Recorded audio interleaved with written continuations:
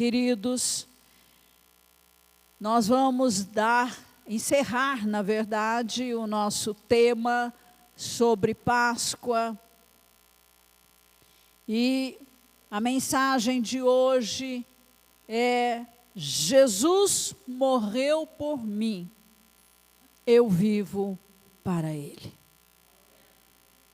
A única resposta que nós podemos dar a alguém que nos amou tanto, que morreu por nós, para que nós fôssemos perdoados e reconciliados com Deus Pai. Aleluias. Glória a Deus por isso. Peço ao Espírito Santo que nos ajude nesse momento a entender a palavra de Deus e não só compreender, mas colocar em prática. Não sermos apenas meros ouvintes da palavra, mas que esta palavra nos transforme, nos leve ao crescimento espiritual e a uma resposta correta diante do Senhor. Amém?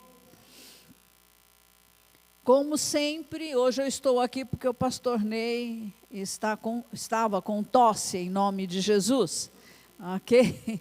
E então vamos continuar esse assunto, encerrar hoje, né, o tema.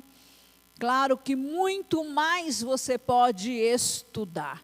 Seja um estudioso da palavra, pesquise, vá atrás, né, para que você possa crescer.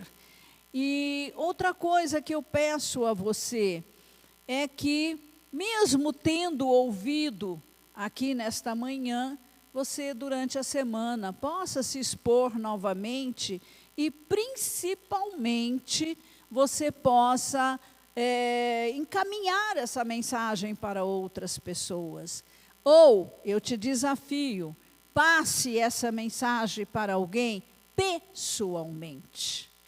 Tá? É para todos vocês usarem. Não é algo exclusivo, porque ninguém é exclusivo, sabe?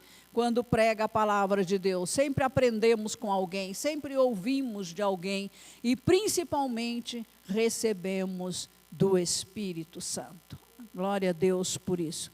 Então, uma maneira de você fixar a palavra de Deus é você ensinar outra pessoa, tá?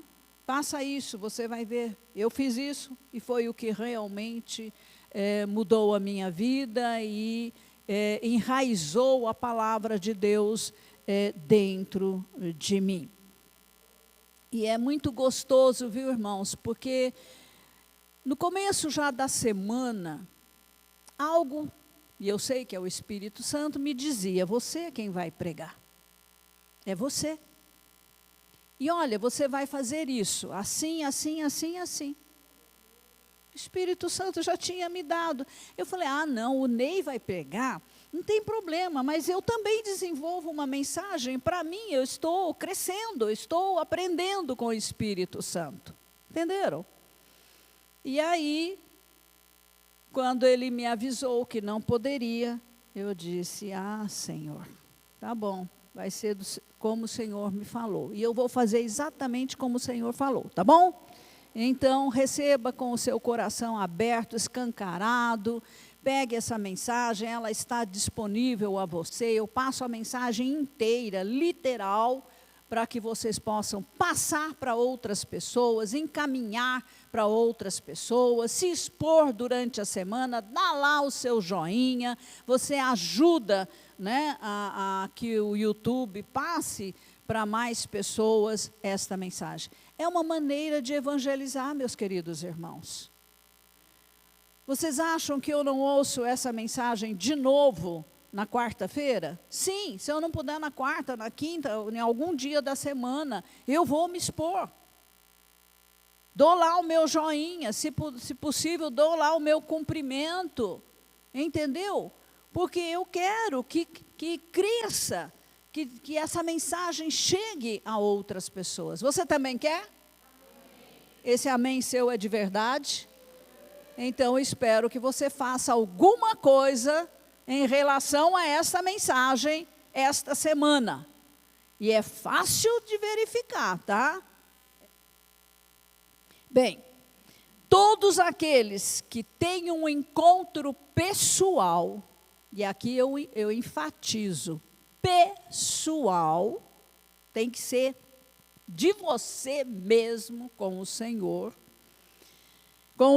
Jesus Cristo, pode dizer com certeza que a sua vida foi dividida em antes de Cristo e depois de Cristo. Isso tem que acontecer. Amém? A conversão a Cristo dá início a uma mudança profunda, radical dentro de nós.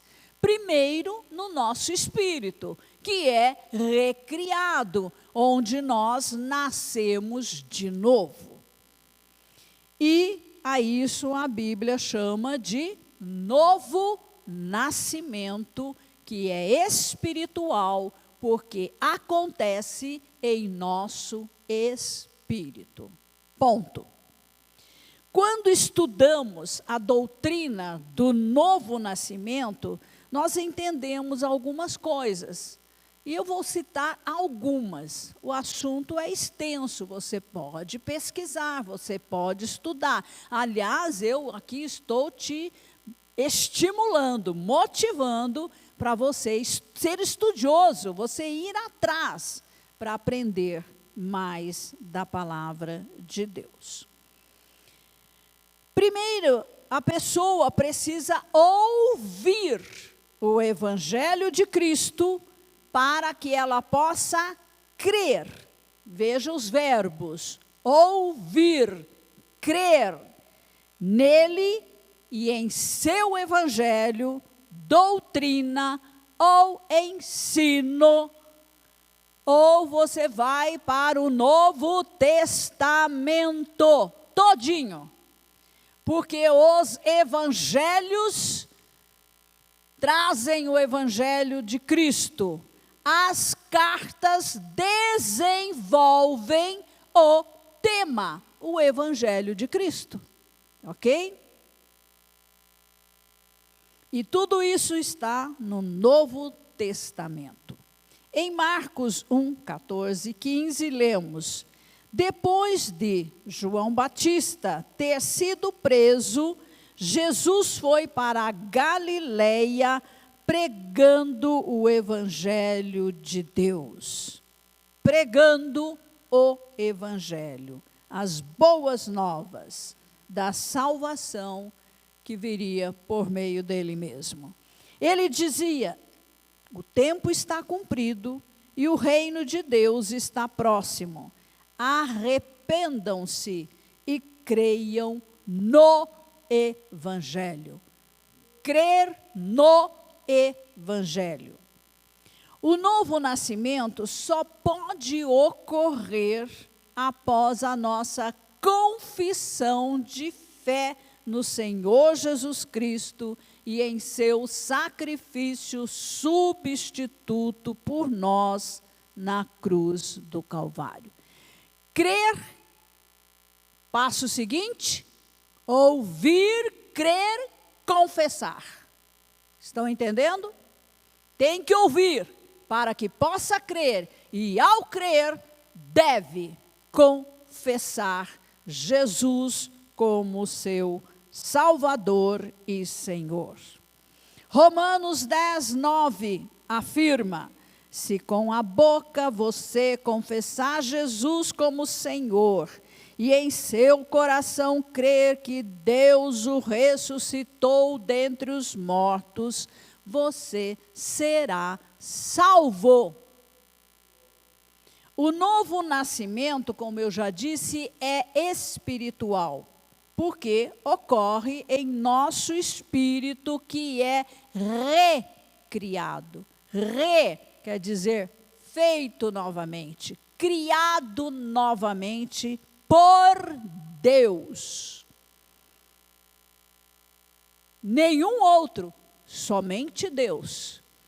E quando Deus trabalha, Ele trabalha de forma perfeita. Quando Ele recriou o meu espírito e o seu espírito, Ele o fez de forma perfeita. Ali houve uma mudança radical, né? Nós sabemos que o pecado da raça estava ali, foi removido. O espírito de vida, a vida eterna foi introjetada em nosso espírito. O Espírito Santo vem habitar no espírito recriado.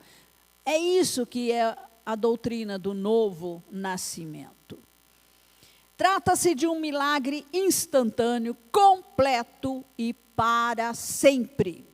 Em João 3, temos o relato do encontro de Nicodemos, um fariseu, um dos principais dos judeus, com Jesus.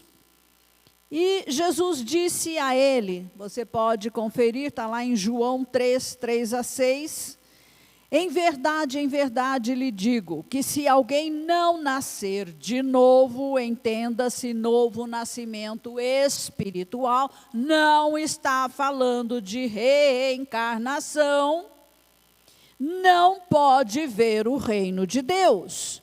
Nicodemos perguntou, como um homem pode nascer sendo velho? Será que pode voltar ao ventre materno e nascer uma segunda vez? Jesus respondeu, em verdade lhe digo, quem não nascer da água e do Espírito, não pode entrar no reino de Deus. O que é nascido da carne é carne. Nicodemos, se reencarnar, vai nascer pecador de novo. Se reencarnar, vai nascer pecador de novo. O problema não é resolvido.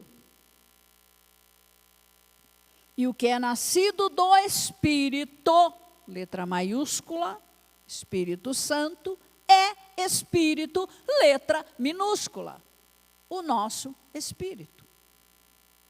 Água aponta para a palavra de Deus, o Evangelho, a pregação do Evangelho, a sã doutrina de Cristo. A presença do Espírito Santo é fundamental, porque é Ele quem convence do pecado, quem convence da justiça e do juízo. Nós temos isso lá em João 16, 8. No momento do novo nascimento, nós somos perdoados por Deus. Então, nascer de novo é ser perdoado, porque o pecado é arrancado do nosso espírito. É esse nascimento espiritual. Ali agora não haverá mais a morte espiritual. A pessoa não estará mais separada de Deus, mas ali ela se torna filho, filha de Deus. Então, a morte espiritual é substituída pela vida eterna. Efésios 4:32 diz, pelo contrário, sejam bondosos e compassivos uns para com os outros, perdoando uns aos outros, como também Deus em Cristo perdoou vocês. Quem é perdoado por Deus, perdoa. Amém? No novo nascimento, nos tornamos filhos de Deus, porque passamos a compartilhar a sua natureza. Ser filho de é trazer a natureza de. Se você é filho de Deus, você traz em si, no seu espírito, a natureza de Deus. Os filhos do diabo trazem dentro do seu espírito a natureza do diabo. Entende? Romanos 8,16 diz: o próprio Espírito Santo, confirma ao nosso espírito humano recriado que somos filhos de Deus. João 1,12: mas a todos quantos o receberam a Cristo, deu-lhes o poder de serem feitos, porque não eram filhos de Deus, a saber, aos que creem no seu nome. Gente, eu estou dando, o Espírito Santo está dando a você o roteiro certinho para você evangelizar. Siga isso daí, tá? Essa é a pregação do Evangelho. E por sermos filhos de Deus, nos tornamos herdeiros de tudo o que Ele tem. Quem não é filho não é herdeiro. Somente os filhos herdam do Pai Celestial. Romanos 8,17: e se somos filhos, somos também herdeiros de Deus e co-herdeiros com Cristo, se com Ele sofremos, para que também com Ele sejamos glorificados. Aleluias. No novo nascimento, o Espírito Santo vem habitar em nosso espírito recriado. Principalmente porque Ele faz outras coisas para nos ajudar a viver a vida cristã.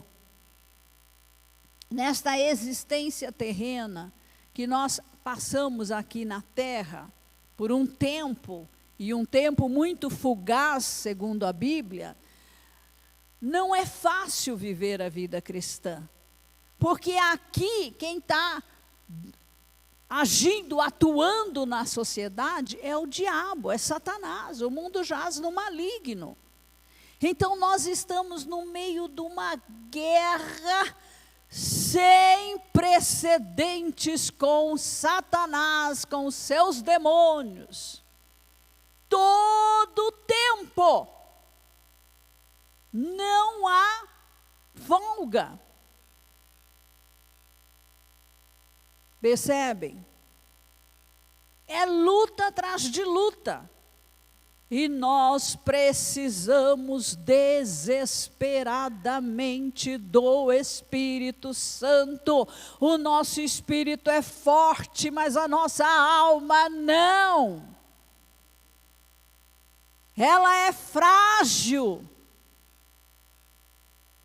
Para nós não desistirmos, para nós não desanimarmos, nós precisamos da ajuda do Espírito Santo.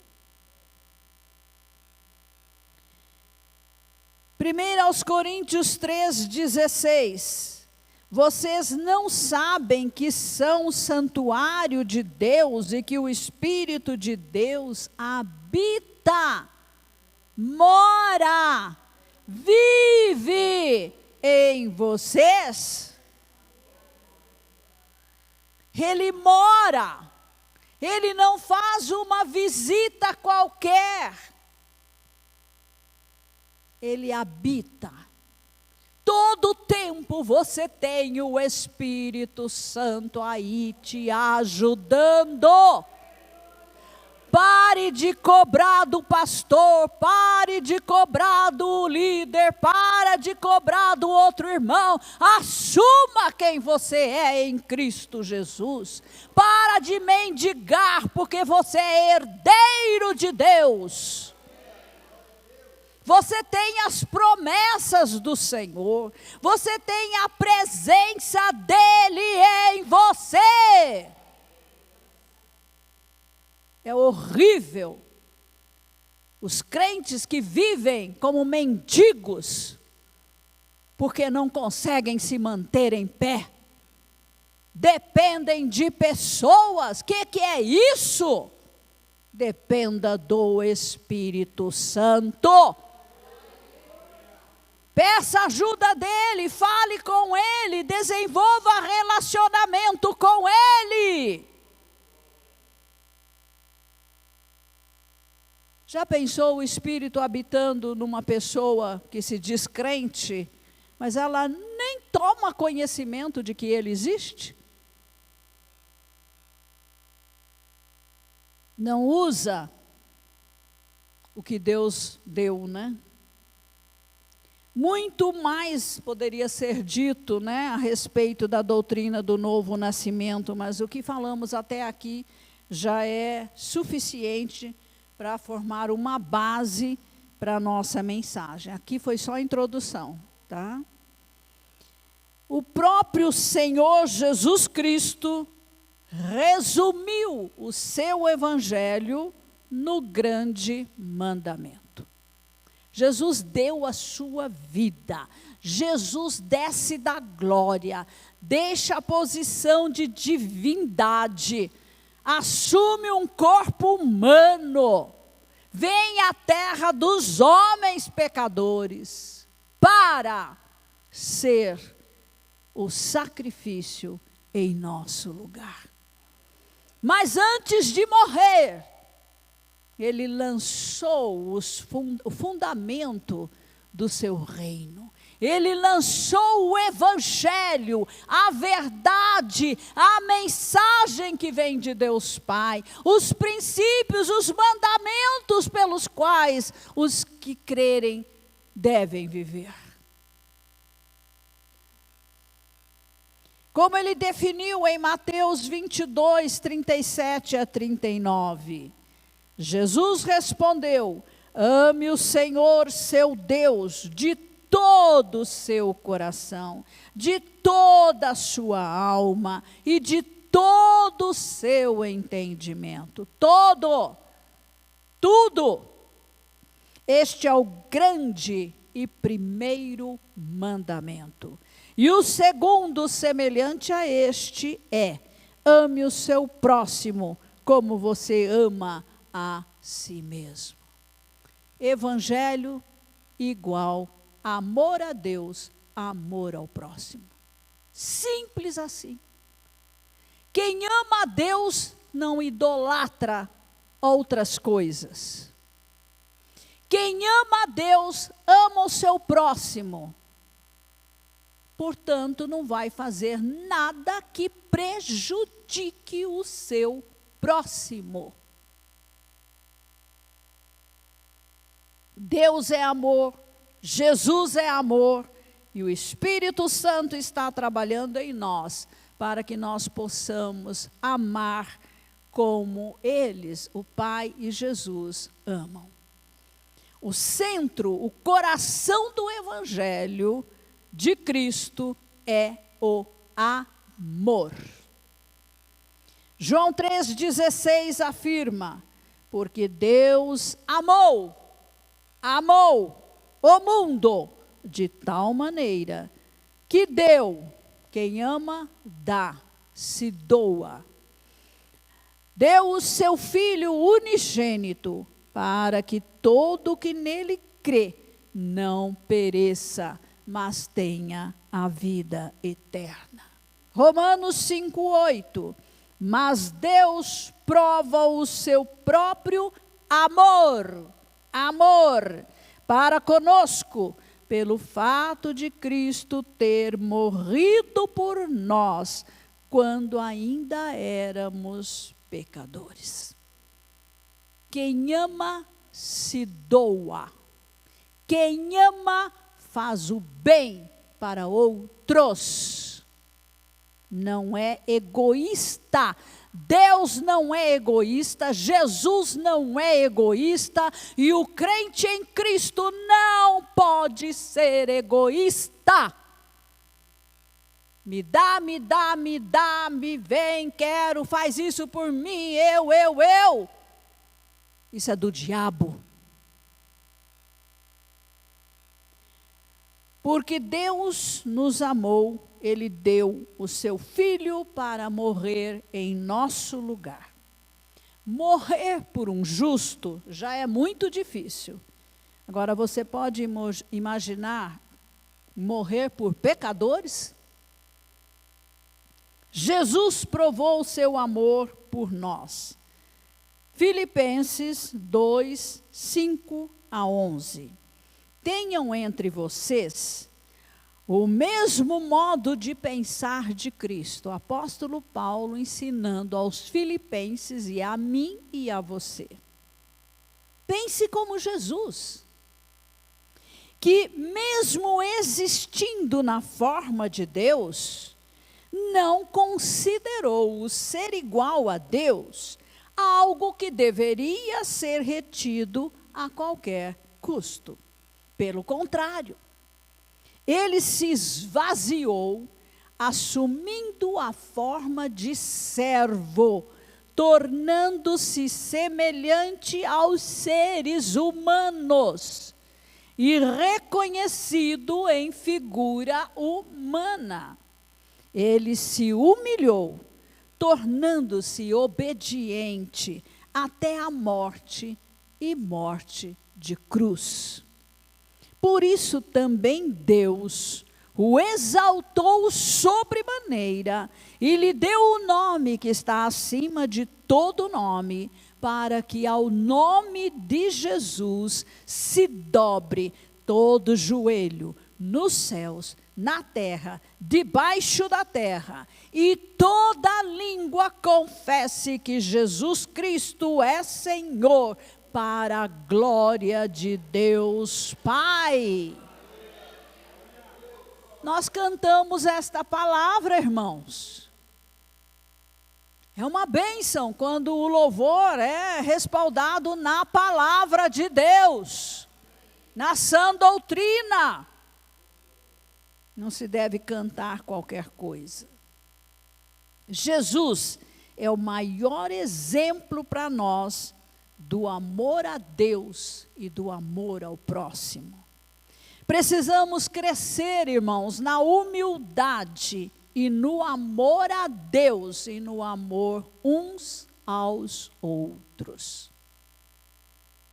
Quem ama o seu semelhante, busca os interesses dele, se importa com as suas necessidades.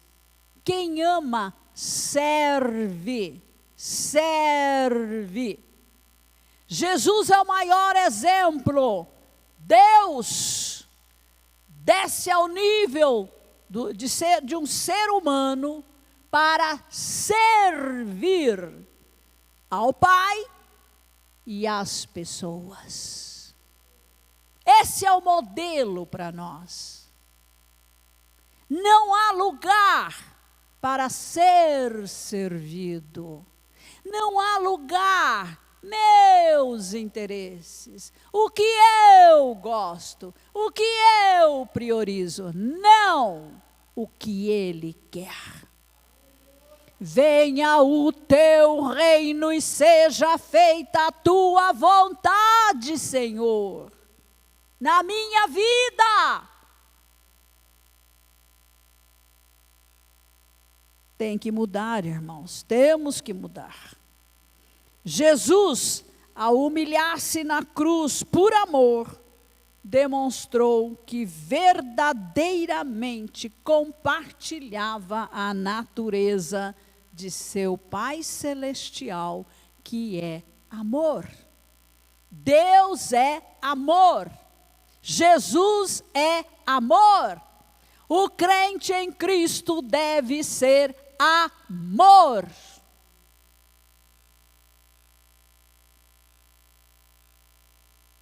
Você pode ver 1 de João 4:8.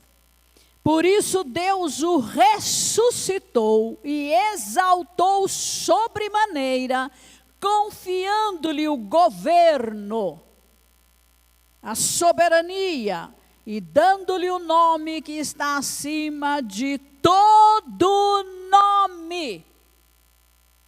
Jesus é Senhor. Jesus é soberano. A exaltação de Jesus resulta na glória de Deus Pai. Tudo que Jesus faz, exalta o Pai. Tudo que o crente em Cristo faz, exalta Jesus e exalta o Pai. É assim que nós vivemos. Ele nos mostra o modelo perfeito de serviço em amor a Deus. Temos que servir em amor, não por obrigação, não na marra, porque aí não funciona. A motivação vai estar errada. Vocês podem imaginar, logo em seguida do arrebatamento, a igreja vai estar no bema, no tribunal de Cristo. Sabe o que vai ser julgado lá? As nossas obras. E sabe qual vai ser o fio lá, o que vai dizer aprovado ou não? Motivação. Não é o fato de você ter feito, mas é qual o motivo pelo qual você fez. Estão entendendo? Qual o motivo que te levou a testemunhar a sua salvação em Cristo? Foi para se mostrar? Vai para o fogo, queima. Qual o motivo pelo qual você quer pregar? Para aparecer? Vai para o fogo. Qual o motivo pelo qual você quer ter uma posição? Para ter lucro dentro da igreja? Vai para o fogo, não passa. Qual o motivo pelo qual você quer estar no louvor, por exemplo? Para aparecer, vai para o fogo. Se a motivação não for amor a Deus, vai queimar no fogo. Não passa. Queridos, agora nós vamos olhar para alguns exemplos. Jesus gostava muito de contar história, né? Ele usava muito de parábolas para ensinar verdades profundas. Nesta manhã, Ele quer ensinar a você como você deve dar sua vida a Ele. Qual a razão? De que maneira? E nós vamos usar exemplos. Vamos olhar para a conversão de Nicodemos, o religioso. Aqui, religiosidade. Tá? Vamos pegar aqui. Nicodemos, ele era um membro do Sinédrio. E o Sinédrio era o conselho normativo dos judeus. Portanto, ele era um religioso. Vejamos as marcas de um religioso daquela época. Vem comigo. O religioso daquele tempo, ele se esforçava ao máximo para cumprir as leis cerimoniais, principalmente, tá? Que eram cerca de 613. Vocês podem imaginar, memorizar tudo isso? O fardo que era isso? Tudo tirado de 10 mandamentos. Dos 10 mandamentos, os judeus foram tão criativos que criaram 613 leis cerimoniais. Você pode conferir 10 mandamentos, tem textos na mensagem que depois você pode ler, tá bom? E o principal mandamento, que é amar a Deus e amar o seu semelhante, eles passavam por cima. Esse eles não davam muita importância. Agora, vamos chegar aqui para nós. Aqui, nosso tempo. Nós cristãos, que marcas vemos numa pessoa religiosa hoje? Tá? Hoje. Nós não temos 613 regras, nós temos todo o Novo Testamento. Tá? Não sei ali, né, Ney, se for listar um por um quantos dá, eu não sei, mas o Novo Testamento inteirinho é para nós, tá? Os religiosos, hoje, automaticamente, é tudo no automático, tá? Cumpre alguns ritos religiosos, tais como frequentar sem compromisso alguns cultos dominicais. Falta com a maior, sabe? Na consciência não acusa nadinha, tá? Vem quando dá, vem quando quer, vem quando pode, por aí. Oferta, dizimar é meio raro. Ora por suas necessidades, e ora pouco, viu? Mas gosta de pedir oração. Esse é o religioso. Pede oração para todo mundo, em vez de orar.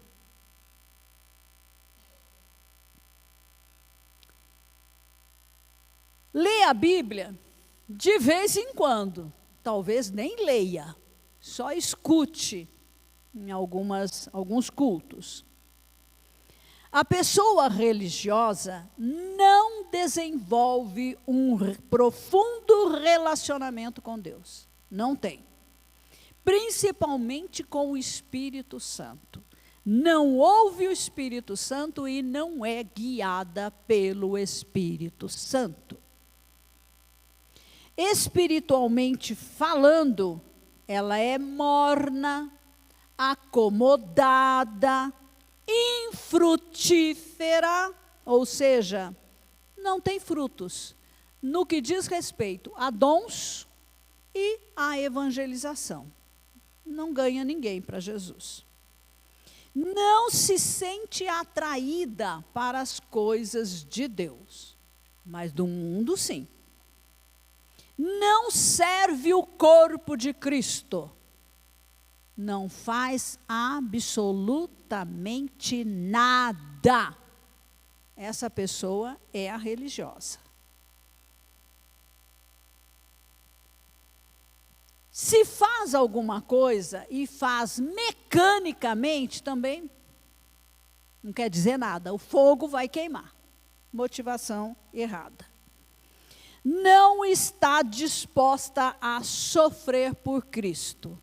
A coisa apertou, cai fora. Desiste. Não tem compromisso. Não gosta de ser confrontada com a palavra de Deus. Não gosta. Incomoda. Gosta de ouvir pregações e ensinos aduladores, amenos, com motivações do tipo coach. Sabe o que é isso? Aquelas pessoas que ensinam sobre liderança, sobre motivação, tem técnicas, gente. O pregador, se quiser, pode usar essas técnicas. E o ouvinte que é ignorante, entra fácil. Se anima. Fica animado, mas a animação não dura. Tá?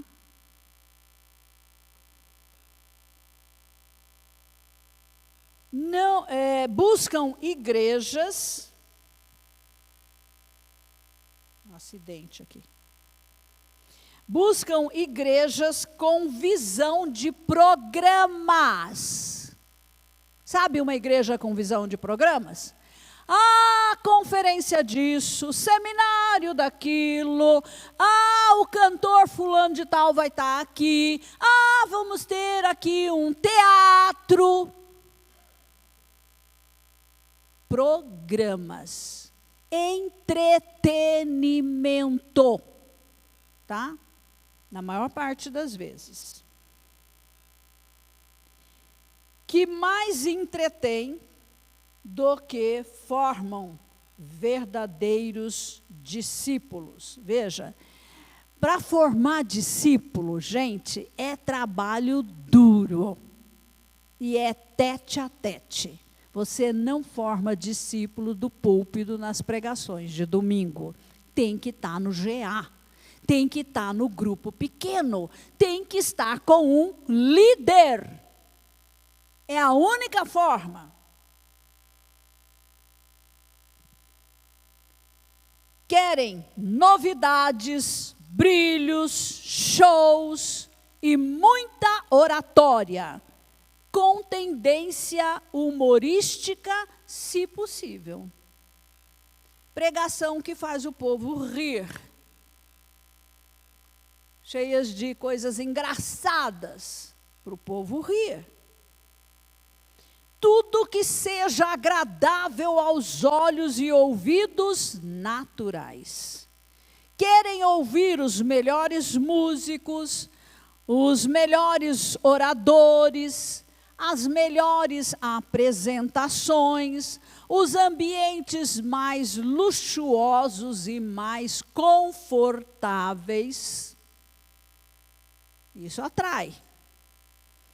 Eles entram vazios e saem com a alma motivada para alguns dias, até que voltam no próximo domingo, no próximo culto, para receber mais uma dose de ânimo. E assim vivem os 3 S's. Salvos, se acham, né?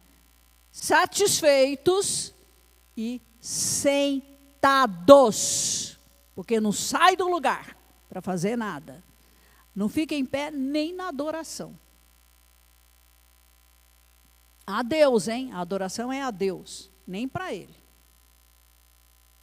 Vocês podem imaginar?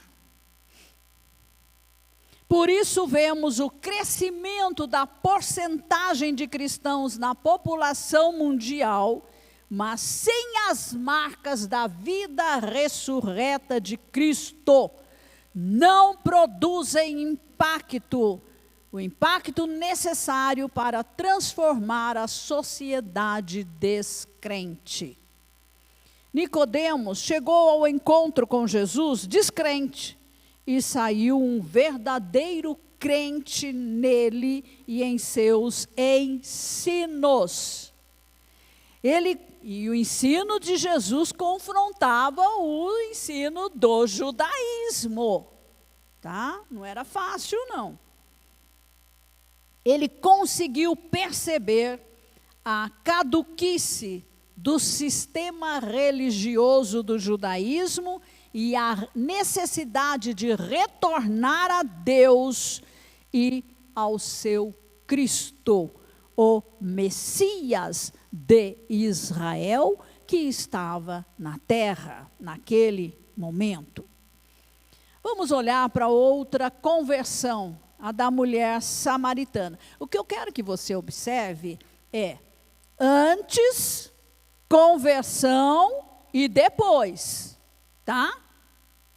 Porque o antes, continuar, depois da conversão, aí não houve conversão. João capítulo 4. Jesus, ao deixar a Judéia, indo em direção à Galileia, passou por Samaria. Os religiosos do judaísmo evitavam esse caminho para não se contaminar. Olha o judaísmo. Só de passar perto de um samaritano já contamina. Podem imaginar isso? Porque os samaritanos eram considerados impuros, espiritualmente falando.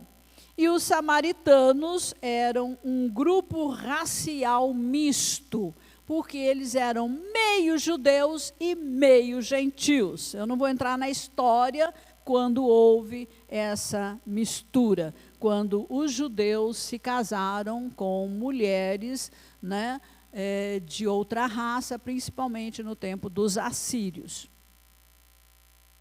Jesus chegou a uma cidade chamada Sicar, e ali ficava o poço de Jacó. Era por volta do meio-dia. Cansado da viagem, Jesus sentou-se junto ao poço. Normalmente, as mulheres iam tirar água na parte da manhã ou no final do dia, quando era mais fresco. Mas uma samaritana veio tirar água enquanto Jesus estava ali. Coincidência? Não. Providência divina. Jesus tomou a iniciativa de falar com a mulher samaritana, rompendo com o costume dos judeus. Imagina nem chegar perto, agora conversar, aí já era muito, né? Muito pecado para os judeus. E Jesus tinha a intenção de salvar aquela mulher. Jesus não era religioso. Jesus não era, aliás, Jesus era movido pelo amor.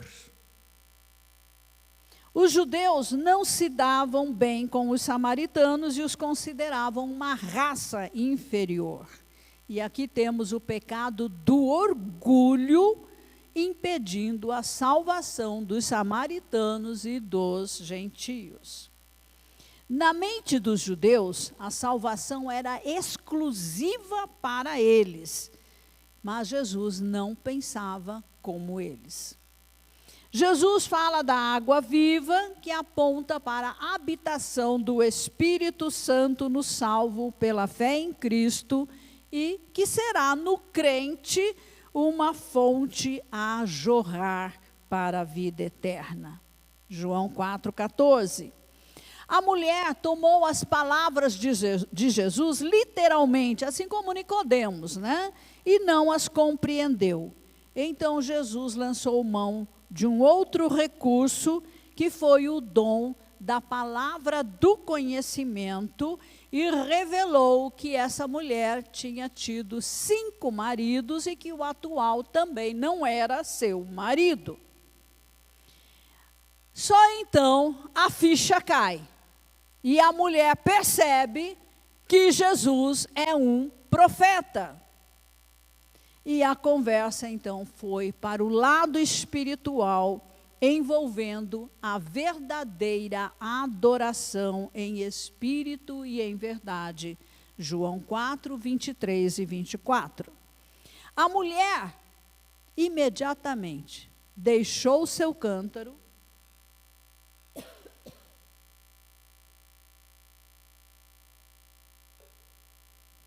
e foi à cidade e disse ao povo, versículo 29, venham comigo e vejam um homem que me disse tudo o que eu já fiz. Não seria ele, por acaso, o Cristo, o Messias? 39. Muitos samaritanos daquela cidade creram em Jesus por causa do testemunho da mulher que tinha dito, ele me disse tudo o que eu já fiz. E no verso 41, muitos outros creram nele por causa da palavra de Jesus. Agora já não era o testemunho dela, era o ensino de Jesus convencendo os samaritanos. Vamos observar aqui que no reino espiritual, a semelhança do reino natural, a semente precisa ser semeada. E a semente aqui é a palavra de Deus, o evangelho de Cristo. Porque se não for semeada, não vai morrer e germinar e produzir fruto. É assim que funciona no mundo natural e também no espiritual. Então, essa mulher, ela recebeu a semente que Jesus plantou nela. Mas ali a germinação foi tão rápida que ela se converteu ali na hora e já saiu evangelizando. Antes, conversão e depois. A semente me foi dada, eu me converti. Essa mesma semente eu vou dar a outros, para que eles recebam a salvação que eu recebi. Isso é amor. Isso é mudança.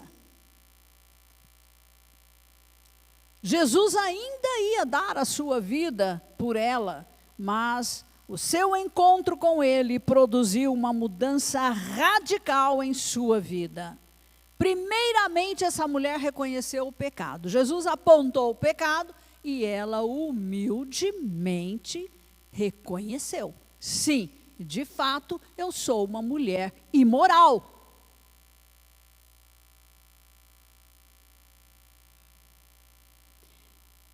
Aceitou o confronto. Arrependeu-se e imediatamente foi anunciar o fato para outras pessoas. Quando Jesus entra na vida de uma pessoa, primeira coisa, a prática de um pecado habitual cessa. É imoral? Deixa de ser imoral. Ela religioso? Deixa de ser religioso. Porque há arrependimento, perdão e mudança. Mudança, essa palavra é chave. O Ney fala metanoia, é mudança. Arrependimento leva à mudança.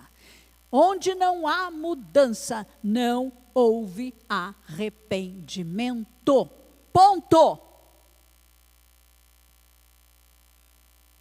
Quando Jesus entra na vida de uma pessoa, ela se torna testemunha. Aquilo que foi maravilhoso para ela, não pode ficar só com ela, ela tem que levar para outros, ela tem que compartilhar, ela tem que testemunhar. E essa mulher correu para anunciar a outros o que havia acontecido com ela, né? Jesus não tem discípulos ocultos. Todo discípulo de Jesus se apresenta diante do público, seja lá quem for, fala da sua fé em Cristo. Hoje nós temos visto, né? Você quer ver o meio mais corrupto que o meio dos políticos?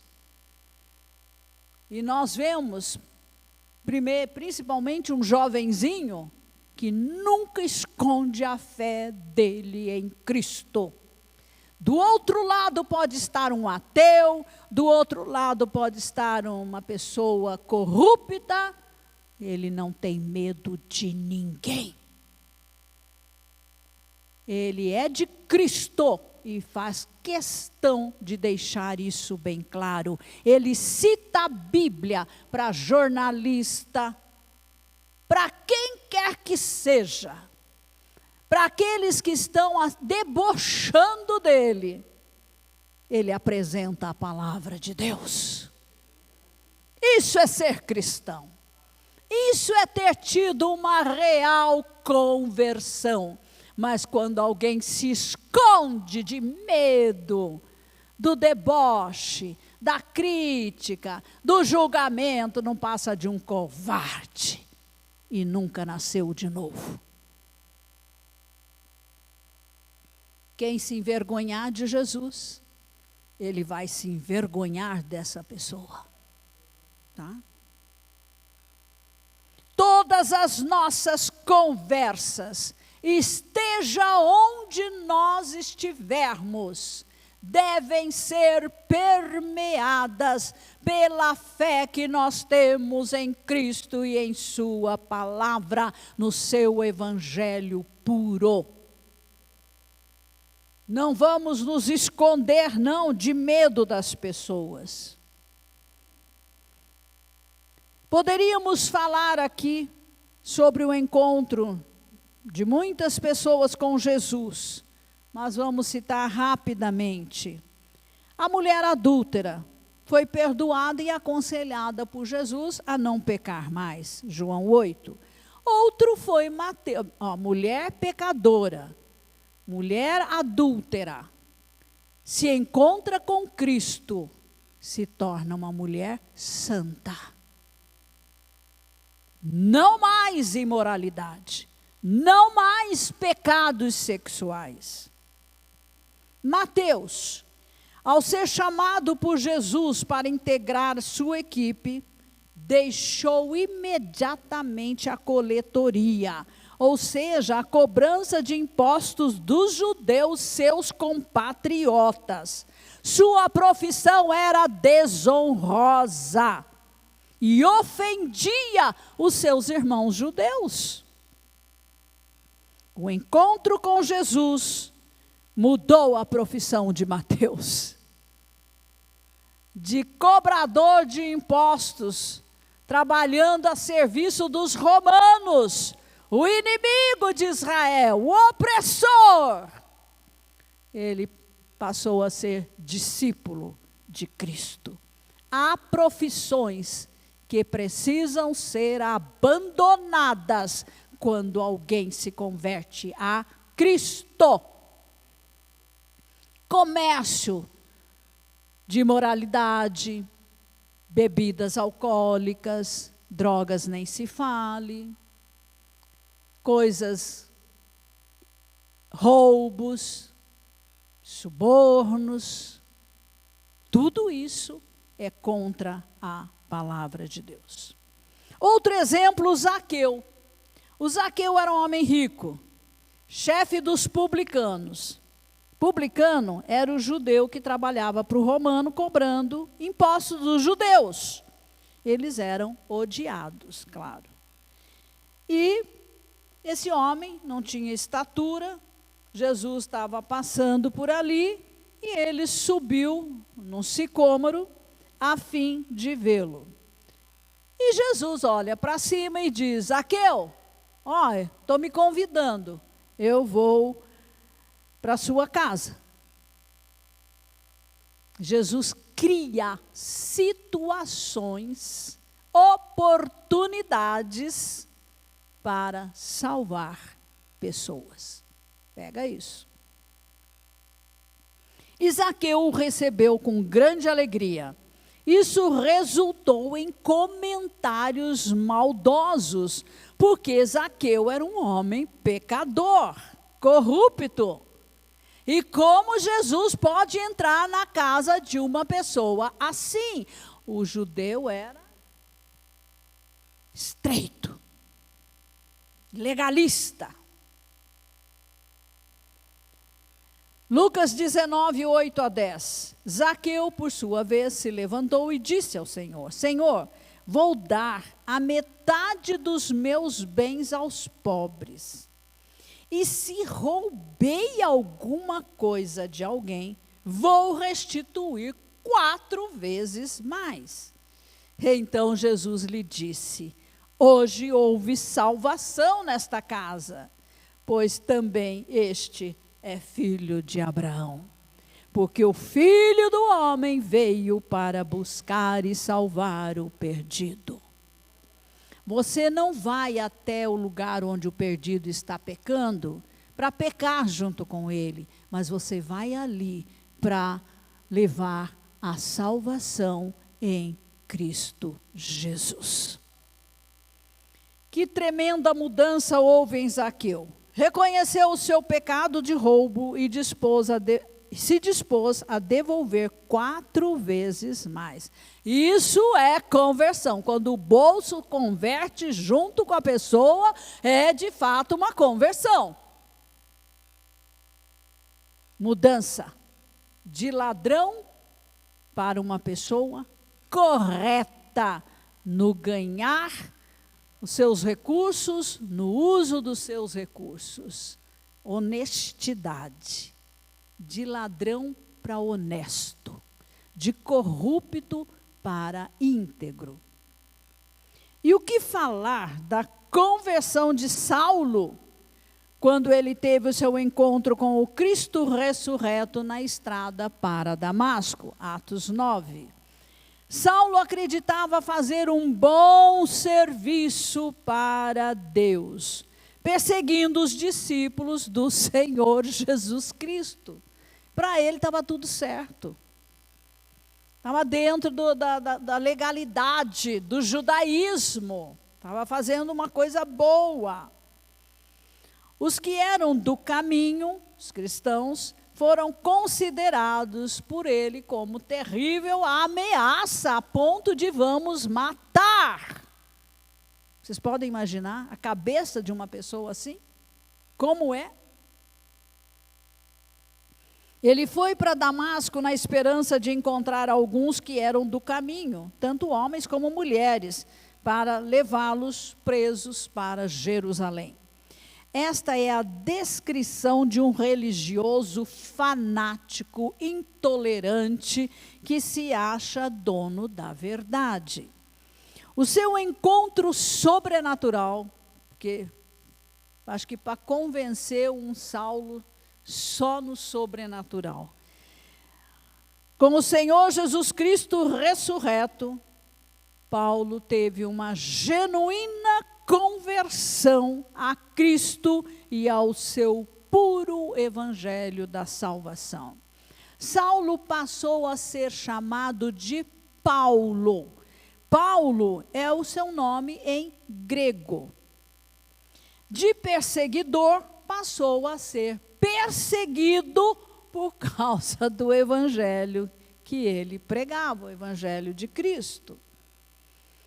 Paulo tinha uma personalidade firmada, ele tinha um caráter, uma personalidade forte, em determinação, vontade férrea, capacidade de suportar pressões e sofrimentos físicos. Ele era uma verdadeira testa de ferro, né? Ou testa dura. Seu nível de dedicação ao Senhor Jesus Cristo era elevadíssimo. Paulo foi chamado de apóstolo dos gentios.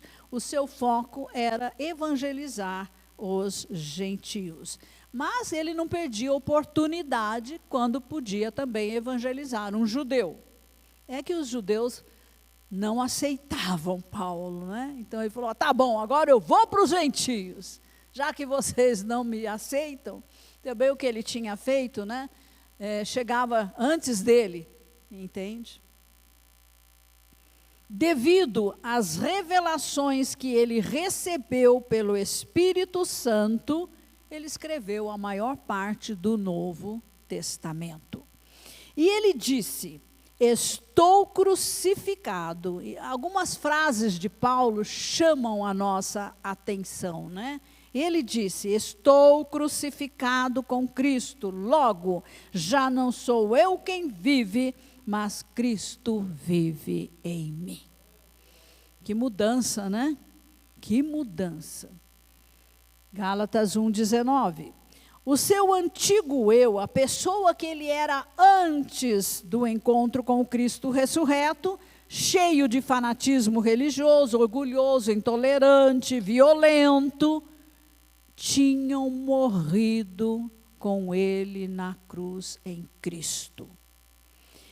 E pela ressurreição de Cristo, ele ressuscita com Cristo em novidade de vida. Essa é a figura do batismo. Nós fomos batizados, imersos em Cristo na sua morte. E pela sua ressurreição, nós ressurgimos nele, com ele, por meio dele, para viver uma nova vida em Cristo. Nova vida, novidade de vida. Onde não existe isso, não houve o novo nascimento.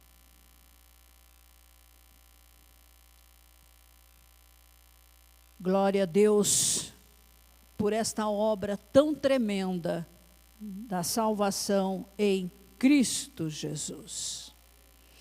Efésios 3, 6 a 8, Paulo escreveu: o mistério é que os gentios são co-herdeiros, membros do mesmo corpo e coparticipantes da promessa em Cristo Jesus, por meio do Evangelho, do qual fui constituído ministro, leia-se servo, conforme o dom da graça de Deus, a mim concedida, segundo a força operante do seu poder. A mim, o menor de todos os santos, foi dada esta graça de pregar aos gentios o evangelho das insondáveis riquezas de Cristo e manifestar a todos qual é a dispensação do mistério, que durante tempos passados esteve oculto em Deus, que criou todas as coisas. Que mistério é esse? E Paulo aqui apresenta, o conteúdo desse mistério. Cristãos gentios e cristãos judeus estão unidos na nova família de Deus como herdeiros iguais uns aos outros e com Cristo. Deus colocou os que creem em Cristo, sejam judeus, sejam gentios, na mesma família, sem separação. Paulo, de perseguidor dos cristãos, agora se torna ministro, servo, encarregado de proclamar o evangelho aos gentios.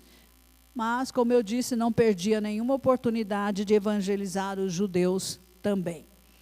Paulo sabia que não havia mérito algum em sua pessoa, mas toda a capacitação vinha de Deus. A graça, o poder de Deus operando nele. E Paulo desenvolveu um hábito também de orar pelos líderes que ele treinava e enviava para as igrejas locais que eram formadas a partir do seu trabalho evangelístico. Ele orava pelos crentes para que eles permanecessem firmes na sã doutrina, que era ensinada por ele. Tem vários textos que você pode conferir. Em 1 Timóteo 1,14, Paulo disse: transbordou, porém, a graça de nosso Senhor com a fé e o amor que há em Cristo Jesus. Esta palavra é fiel e digna de toda aceitação, que Cristo veio ao mundo para salvar os pecadores, dos quais eu sou o principal. Paulo expressa sua admiração por Cristo tê-lo chamado para servi-lo, apesar do seu terrível passado. Paulo fica maravilhado de que Deus, com a sua graça, o considerou digno de confiança para esse trabalho. Paulo quis dizer que o fato de ter perseguido a igreja no passado o tornou o maior dos pecadores. Quem pode estar na presença de Deus santo e não perceber suas próprias fraquezas? A santidade de Deus expõe o pecado que há em nós. Queridos, eu convido você agora para fazer uma sondagem interior. Olhe para as profundezas da sua personalidade. Desça com a ajuda do Espírito Santo para aquelas áreas. Feche os seus olhos, agora olhe para dentro de você, não olhe para mim não, por favor. É um momento seu com o Senhor após a pregação dessa palavra. Há áreas cujas fraquezas precisam ser confrontadas pela palavra de Deus, pela sã doutrina de Cristo. A parte submersa do seu iceberg não é visível, não é conhecida e por isso precisa ser pesquisada, porque ela determina muitos dos seus comportamentos indesejáveis. Você teve seu encontro com o Cristo ressurreto, nasceu de novo espiritualmente, e sua personalidade está sendo transformada pelo Espírito Santo e pela palavra de Deus. Mas o fato é que há muito por ser feito, não é mesmo? O que você gostaria que fosse mudado em seu caráter? Reconheça seus erros, peça perdão a Deus, em nome de Jesus. Disponha-se a trabalhar nessas áreas junto com o Espírito Santo e com a palavra de Deus. Jesus deu sua vida para salvá-lo, salvá-la. A única resposta possível para ele é que você deixe todo o fardo pesado de pecados para viver uma vida santa diante dele. Ele espera que você o ame acima de tudo e de todos. Ele deseja passar tempo com você. Ele quer sua companhia. O Senhor Jesus conta com você na evangelização dos não salvos. Você foi salvo por Ele, para ser instrumento de salvação para outros. Quem ama a Deus, ama o seu semelhante e se importa com o seu destino na eternidade. Não olhe com indiferença para aqueles que estão marchando rumo ao inferno. Ore pelos perdidos, interceda para que tenham seu encontro com o Senhor Jesus Cristo, o único Salvador e Senhor. Não desperdice nenhuma oportunidade para testemunhar sua fé em Cristo Jesus. Trabalhe para o seu Redentor enquanto é dia, dentro do tempo de sua única existência terrena. Faça como a mulher samaritana, siga o exemplo de Paulo e tantos outros que colocaram Deus em primeiro lugar em suas vidas. Amém? Queridos, nós precisamos ter esse tempo de intimidade com o Senhor. A nossa vida tende a ser muito corrida, muito agitada, né? Tantas coisas por fazer, que aí nós não deixamos tempo para o Senhor. Não deixamos tempo para estar a sós com Ele, não deixamos tempo para estar meditando na sua palavra. Olhe para a palavra e olhe para você, olhe para a palavra e olhe para você. É assim que você muda. Quando você encontrar em você algo que não está bem, que não condiz com a palavra de Deus, arrependa-se, peça perdão e se disponha a mudar. Vigie para não repetir os mesmos erros. Amém? Que você tenha uma semana de intimidade com o Senhor. Que você possa ouvir a voz do Espírito Santo nesta semana dizendo: vem por este caminho, siga esta direção, faça isso. Ouça o Espírito Santo e obedeça. E assim você estará dando glórias a Jesus e ao Pai. Amém, amém, aleluias.